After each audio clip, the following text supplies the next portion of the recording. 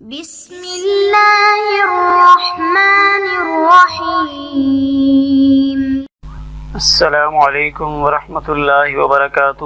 معزز طلباء کرام، امید ہے آپ بخیر و عافیت ہوں گے۔ آج ہم کتاب ہدایہ جلد رابع میں کتاب الشفا کے سبق نمبر 28 کو پڑھیں گے۔ ہمارے سبق کی ابتدا وقولہ فی الکتاب کی عبارت سے ہوگی اور ہمارا سبق والثانی بالقیمت کی عبارت پہ مکمل ہوگا۔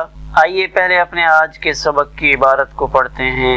بسم اللہ الرحمن الرحیم۔ وقولہ فی الکتاب وإن شاء صبر حتى ينقضي الأجل مرادہ الصبر عن الأخذ اما الطلب علیہ فی الحال حتى لو سکت عنہ بطلت شفعته عند ابی حنیفة ومحمد رحمهم اللہ خلافا لقول ابی یوسف رحمہ اللہ الآخر لأن حق الشفعة انما يثبت بالبيع والأخذ يتراخى عن الطلب وهو متمكن من الأخذ في الحال بأن يؤدي الثمن حالا فيشترط الطلب عند العلم بالبيع قال وإن اشترى ذمي بخمر أو خنزير دارا وشفيعها ذمي أخذها بمثل الخمر وقيمة الخنزير لأن هذا البيع مقضي بالصحة فيما بينهم وحق الشفعة يعم المسلم والذمي والخمر لهم كالخل لنا والخنزير كالشاة فيأخذ في الأول بالمثل والثاني بالقيمة۔ آئیے اب آپ اپنے سبق کی عبارت کا ترجمہ کرتے ہیں۔ وقولہ فی الکتاب، کتاب یعنی قدوری میں امام قدوری رحمہ اللہ کا یہ قول وَإِن شَاءَ صَبَرَ حَتَّى يَنْقَضِيَ الْأَجَلُ، تو اس سے مراد لینے سے صبر کرنا ہے، یعنی اگر وہ چاہے تو صبر کرے یہاں تک کہ مدت پوری ہو جائے۔ اما الطلب علیہ فی الحال، رہا طلب کا مسئلہ تو وہ فی الحال ضروری ہے، حتیٰ یہاں تک کہ اگر شفیع نے طلب سے خاموشی اختیار کی، فی الفور شفا کا مطالبہ نہیں کیا، بطلت شفاعتہ عند ابی حنیفہ و محمد رحمہم اللہ، تو اس کا حق شفا طرفین کے نزدیک باطل ہو جائے گا۔ خلافاً لقول ابی یوسف، امام ابو یوسف رحمہ اللہ کے قول آخر کے خلاف، ان کے دوسرے قول کے خلاف۔ لأن حق الشفاعتی، اس لیے کہ حق شفا بیع سے ثابت ہوتا ہے، والأخذ اور لینا یتراخا طلب سے مؤخر ہوتا ہے، وهو متمکن من الأخذ فی الحال، شفیع نقد قیمت ادا کر کے فی الحال گھر کو لینے پر قادر ہے۔ فیشترط الطلب عند العلم بالبیع، لہذا علم بالبیع کے وقت صرف طلب شرط قرار دی جائے گی۔ معروف پڑھیں تو فیشترط الطلب، طلب شرط ہوگی بیع کا علم ہونے کے وقت۔ قال، امام قدوری رحمہ اللہ نے فرمایا وَإِنِ اشْتَرَى ذِمِّيٌّ، کہ جب کسی ذمی نے شراب یا خنزیر کے بدلے میں کوئی گھر خریدا، وَشَفِيعُهَا ذِمِّيٌّ، اور اس کا شفیع بھی ذمی ہے، تو اخذها، وہ شفیع اس مکان کو لے گا شراب کی مثل کے بدلے میں اور خنزیر کی قیمت دے کر۔ لأن هذا البيع، اس لیے کہ ذمیوں کے ہاں اس طرح کی بیع کے صحیح ہونے کا فیصلہ کیا گیا ہے، مقضی بالصحة فيما بينهم، وحق الشفاعة يعم المسلم والذمی، اور شفا کا حق مسلمان اور ذمی دونوں کو عام ہے۔ والخمر لهم كالخل، اور شراب ان کے لیے بالکل ایسے ہے جیسے ہمارے لیے سرکہ۔ والخنزیر كالشاة، اور خنزیر ان کے ہاں ایسے ہے جیسے ہمارے ہاں بکری۔ فیاخذ فی الاول بالمثل، پس پہلی صورت میں شفیع مثل کے بدلے میں مکان لے گا اور دوسری صورت میں قیمت کے بدلے میں مکان لے گا۔ آئیے اب اپنے سبق کی تشریح کرنے سے پہلے ایک نظر اپنے آج کے سبق کے خلاصے پر ڈال لیتے ہیں کہ ہمارے آج کے سبق میں کیا مسائل زیر بحث ہیں۔ تو گزشتہ سبق میں 2 صورتیں آئی تھیں۔ ایک صورت یہ تھی کہ مشتری نے جب ادھار مکان خریدا ہے، 1 سال کے بعد مشتری سعید نے پیسے دینے ہیں، تو شفیع کو 2 حق حاصل ہیں۔ ایک تو یہ ہے کہ شفیع فی الفور نقد پیسے ادا کر کے وہ مکان بذریعہ شفع بھی لے لے، اور دوسرا حق شفیع کو یہ تھا کہ وہ اگر چاہے تو 1 سال انتظار کرے، اور جب 1 سال پورا ہو جائے تو اس کے بعد شفع کر کے وہ اس مکان کو لے لے۔ تو اب اگر شفیع 1 سال کی مدت پر شفع کرنا چاہے فی الفور نہ کرے، تو اب یہاں ایک چیز اس کے اندر ائمہ کی آراء میں فرق ہے کہ شفع کے درجات میں سے پہلا درجہ ہے طلب مواسبت، کہ فی الفور شفع کا مطالبہ کرنا۔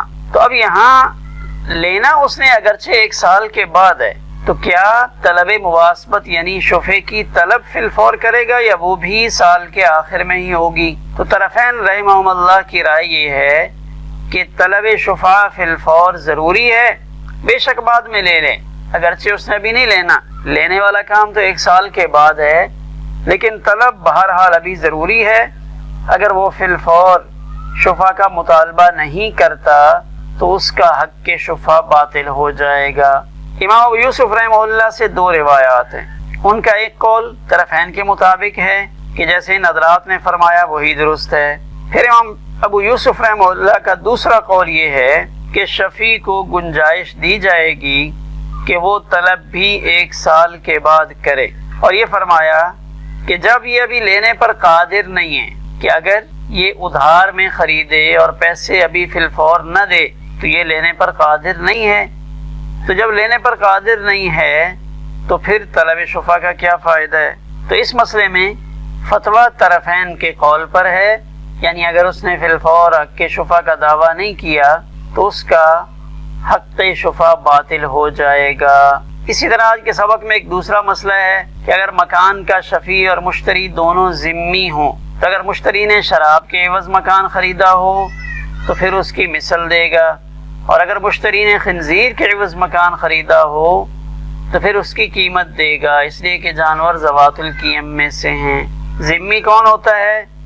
اس کی مختصر تعریف وہ ہمارے آج کے سبق کا حصہ ہے۔ آئیے اپنے سبق کی عبارت کو دیکھ کر اس کی تشریح کو سمجھنے کی کوشش کرتے ہیں۔ وَقَوْلُهُ فِي الْكِتَابِ، صاحب ہدایہ متن کی ایک عبارت، یعنی امام قدوری رحمہ اللہ کا جو متن ہے اس کے اندر سے یہ لفظ وَقَوْلُهُ فِي الْكِتَابِ کہ امام قدوری رحمہ اللہ نے جو قدوری میں یہ جملہ ارشاد فرمایا وَإِنْ شَاءَ صَبَرَ حَتَّى يَنْقَضِيَ الْأَجَلُ، کہ اگر وہ چاہے تو صبر کرے یہاں تک کہ مدت گزر جائے۔ یہاں صاحب ہدایہ امام قدوری کے اس قول کی تشریح کرنا چاہ رہے ہیں، اس کا صحیح مفہوم اور مطلب بتا رہے ہیں کہ صبر سے مراد یہاں پہ کیا ہے، کہ صبر کی مختلف اقسام ہیں، صبر عن المعصیہ، صبر علی الطاعہ، اور غم کی حالتوں پر صبر۔ تو یہاں صبر سے مراد کیا ہے؟ تو صاحب ہدایہ نے فرمایا مرادہ الصبر عن الاخذ، لینے سے صبر کرنا۔ یہاں لینے سے صبر کرنا مراد ہے، یعنی طلب سے رکنا اور صبر کرنا مراد نہیں۔ شفع کے درجات ہیں، پہلا درجہ ہے طلب مواسبت، پھر اشہاد ہے، پھر تیسرا درجہ لینے کا ہوتا ہے۔ تو یہاں صبر سے مراد ان درجات میں سے جو تیسرا درجہ ہے اس سے رکنا ہے۔ اما طلب علیہ فی الحال، بہرحال جو پہلا درجہ ہے طلب مواسبت وہ تو فی الحال ضروری ہے، تو فی الحال کہے کہ میں اس پہ شفع کرتا ہوں۔ حتی لو سکت عنہ، یہاں تک کہ اگر وہ اس سے خاموش رہے اور فی الفور شفع کا مطالبہ نہ کرے تو بطلت شفعتہ، تو اس کا حق شفع باطل ہو جائے گا۔ عند ابی حنیفہ و محمد رحمہم اللہ، طرفین کے نزدیک۔ تو گویا کہ معلوم ہوا طرفین کے ہاں علم بالبیع کے بعد فی الفور طلب شفع ضروری ہے۔ شفیع کی ادنا سی غفلت اس کا یہ حق ختم کر دیتی ہے۔ امام یوسف رحمہ اللہ کا قدیم قول یہی ہے، خلافاً لقول ابی یوسف رحمہ اللہ الآخر۔ امام یوسف رحمہ اللہ کا دوسرا قول یہ ہے جس میں انہوں نے اپنے سابقہ قول سے اعراض کیا کہ شفیع کے لیے طلب سے رکنے کی اجازت وہ انہوں نے مرحمت فرمائی، یعنی امام یوسف رحمہ اللہ نے دوسرے قول میں اجازت دی کہ شفیع فی الفور شفا کا مطالبہ نہ کرے۔ کیوں؟ اس کی دلیل کیا ہے امام یوسف رحمہ اللہ کا قول؟ لأن حق الشفاعۃ انما یثبت بالبیع۔ امام یوسف رحمہ اللہ یہ فرماتے ہیں کہ حق شفا ثابت کب ہوتا ہے؟ اس چیز پہ اگر غور کریں کہ شفیع کے لیے حق شفا کا ثبوت اس وقت ہوتا ہے جب بیع پائی گئی، انما یثبت بالبیع، بیع کے ثابت ہونے سے، یعنی بائع اور مشتری کے درمیان بیع تو ہو چکی تھی، لیکن جب اس بیع کا علم وہ مشتری کو پہنچے گا تو اس وقت حق شفا ثابت ہوگا، تو حق شفا تو بیع سے ثابت ہو جاتا ہے۔ والاخذ یتراخى عن الطلب، اور اخذ لینا یہ طلب سے ایک علیحدہ چیز ہے۔ ذرا غور کیجئے، وهو متمکن من الاخذ فی الحال، یہاں سے امام ابو یوسف رحمہ اللہ کی دلیل کا جواب ہے۔ ان کی دلیل یہ تھی کہ جب ابھی شفیع شفا لینے پر قادر نہیں ہے تو اس کے طلب کرنے کا کوئی فائدہ نہیں، ابھی تو 1 سال درمیان میں باقی ہے۔ تو صاحب ہدایہ فرماتے ہیں کہ آپ نے کیسے ارشاد فرما دیا کہ ابھی لینے پر قادر نہیں ہے، حالانکہ وَهُوَ مُتَمَكِّنٌ مِّنَ اللَّخْذِ فِي الْحَالِ، وہ تو فی الفور لینے پر قادر ہے، بِأَن يُؤَدِّيَ الثَّمَنَ حَالًا، کہ وہ فی الفور نقد ثمن ادا کریں۔ جیسے آپ کے علم میں ہوگا کہ اس حالت میں شفیع کے لیے 2 اختیار ہوتے ہیں کہ اگر چاہے تو نقد ثمن ادا کر کے فی الفور لے لے، اور اگر چاہے تو پھر وہ 1 سال کا انتظار کر لے۔ تو اگر نقد ثمن ادا کر کے لینا چاہے تو اس سے شفا سے کوئی بھی نہیں روک سکتا، لہٰذا جب وہ فی الحال شفا لینے پر قادر ہے تو پھر اس کے لیے طلب ضروری ہوگا۔ فَيُشْتَرَطُ الطَّلَبُ عِنْدَ الْعِلْمِ بِالْبَيْعِ، پس شرط لگائی جائے گی طلب کی بیع کا علم ہوتے ہی، جیسے اس کو پتہ چلے تو فی الفور وہ مطالبہ کر لے، اب لے بے شک سال کے بعد، اس میں کوئی حرج نہیں۔ قال امام قدوری رحمہ اللہ نے فرمایا وَإِنِ اشْتَرَى ذِمِّيٌّ بِخَمْرٍ أَوْ خِنْزِيرٍ دَارًا، تو یہاں ایک نیا مسئلہ شروع کر رہے ہیں کہ اگر کسی ذمی نے کوئی جائیداد خریدی اور اس کا عوض اس نے شراب یا خنزیر کے طور پہ دیا، یعنی ایک ذمی دوسرے ذمی سے ایک گھر یا زمین یا یہود و نصارہ کا عبادت خانہ یا اس طرح کی کوئی چیز، وہ شراب خنزیر کے عوض خریدتا ہے۔ اب ہوا ایسے کہ جو اس کا شفیع ہے وہ بھی ذمی ہے، وہ بھی ذمی کافر ہے، جس کے نزدیک ان کے کفریہ عقائد کے مطابق شراب یا خنزیر بالکل حلال ہیں یا ان کے ذریعے لین دین کرنا جائز ہے، تو شفیع اس مشفوعہ جگہ کو اسی طرح کی شراب یا خنزیر کی قیمت دے کر لے سکتا ہے۔ یعنی اگر وہ شفیع شراب سے لینا چاہے تو پھر شراب کی مثل دے گا، مثلا اس مکان کا سودا ہوا تھا شراب کی 1000 بوتلوں کے عوض میں، بائیں نے مشتری سے کہا تھا کہ تو 1000 شراب کی بوتلیں اس کے ثمن کے طور پہ مجھے مہیا کرے گا اور میں یہ پلاٹ تمہارے نام کر دوں گا۔ تو اب یہاں شفیع اگر بذریعہ شفا اس پلاٹ کو لینا چاہتا ہے تو اب شفیع بھی اس شراب کی مثل دے کر لے گا، یعنی وہ بھی اس جیسی 1000 شراب کی بوتلوں کا بندوبست کرے اور وہ دے کر بذریعہ شفا وہ مکان لے لے۔ لیکن اگر خنزیر کے عوض میں ان کا سودا ہوا تھا کہ 100 خنزیر وہ دے گا اس پلاٹ کے عوض میں، تب خنزیر جانور ہے اور جو جانور ہیں وہ ذوات القیم میں آتے ہیں، ذوات الامثال میں نہیں آتے، لہذا اگر وہ پلاٹ خمر کے عوض میں بکا تو اس کی مثل دے گا، خنزیر کے عوض میں بکا تو پھر اس کی قیمت دے دے گا۔ لأن هذا البيع مقضی بالصحة فيما بينهم، اس لیے کہ اس قسم کی بیوع ان کے آپس میں معاملات کے اندر درست سمجھی جاتی ہیں اور ان کی صحت کا فیصلہ سنایا جاتا ہے، اگرچہ مسلمانوں کے حق میں شراب یا خنزیر کے مال نہ ہونے کی وجہ سے ان کی بے فاسد ہوتی ہے۔ تو اب جبکہ یہ ذمی ایسی چیزوں کو اعتقاداً حلال جانتا ہے، وہ حلال سمجھ کے ایسا کرتا ہے، اور مسلمان کی طرف سے ان کو ان کے اعتقاد پر باقی رہنے اور اس کے مطابق عمل کرنے کی اجازت بھی ہے، لہذا اس کے لیے اس کی بیع صحیح ہوگی، اور بیع صحیح ہونے کی وجہ سے اس کو حق شفع بھی ملے گا۔ کیوں؟ حق الشفعۃ یعم المسلم والذمیہ، اس لیے کہ جو حق شفع ہے یہ مسلمان اور ذمی دونوں کو عام ہے۔